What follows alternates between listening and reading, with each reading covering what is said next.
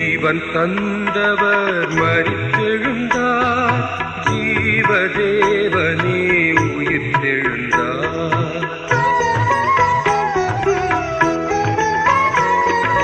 ஜீவன் தந்தவர் மரித்தெழுந்தார், ஜீவதேவனே உயிர்த்தெழுந்தார்.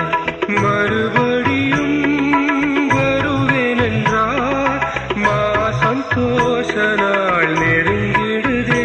நிகரே இல்லாத சர்வேசா, திகழும் மொழி பிரகாசா, துதிப்பாடிட இயேசுநாதா.